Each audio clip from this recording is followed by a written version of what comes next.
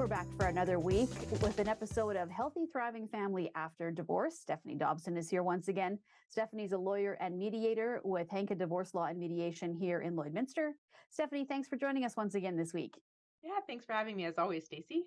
We've been focusing on parenting for the past couple of weeks, and that's going to be the focus for the month of March.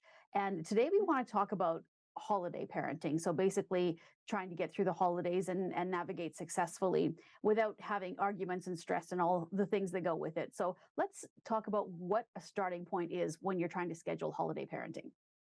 Yeah, so just for some context for some of those that viewers that didn't see last week. So when we talk about scheduling, there's sort of two different aspects. We said part one and part two. So part one is sort of, I call it the school-based parenting, and then this is sort of the holiday-based parenting.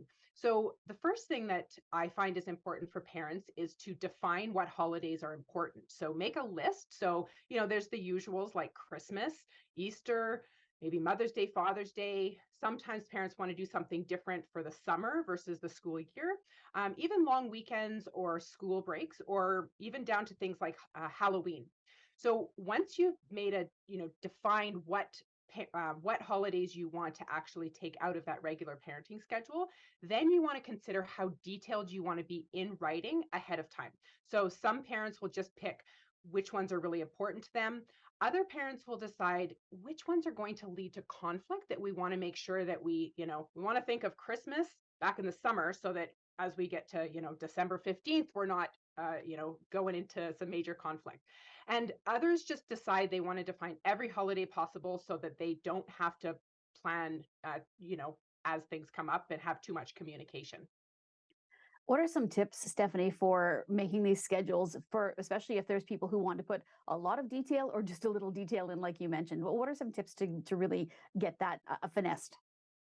Well, I've often, our viewers might be familiar, I've often described the written document sort of along a continuum. So the level of conflict usually defines the level of detail. So the more conflict there is between the parents, the more detail you're going to want to have in writing, because we don't want to, as I said before, want to lead to, December 15th and now shoot, we got to hire a professional because we can't get it figured out. But if you and your co-parent can generally get through conversations about holidays together, some parents might want to add in something like, let's discuss whatever whatever holiday we want to make an exception for. Let's discuss it 30 days, 45 days, 60 days ahead of time.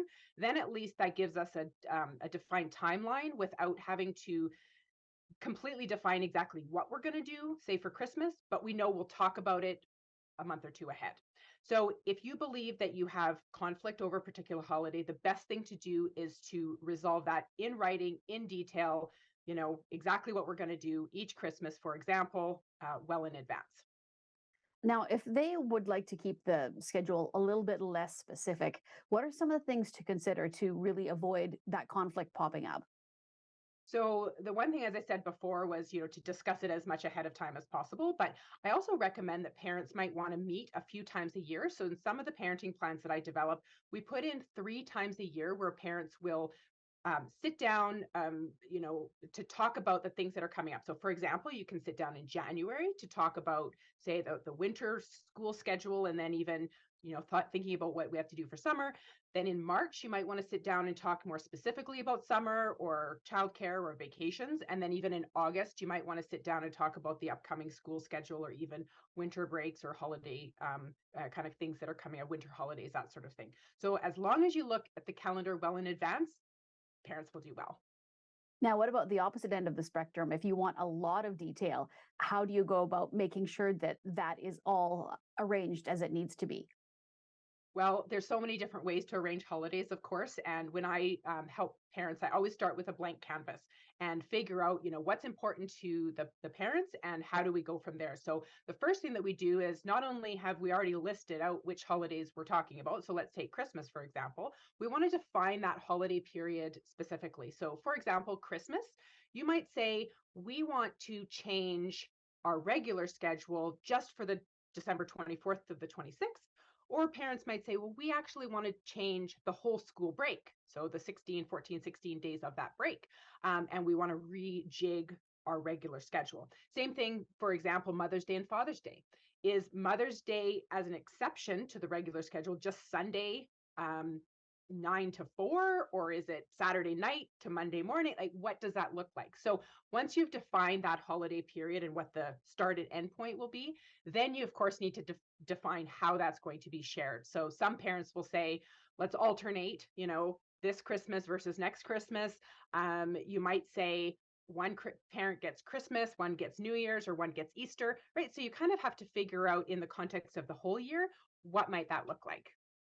All right, Stephanie. Well, great information as always. Thank you so much for joining us, and we'll be back to chat with you again next week. Yeah. See you next week.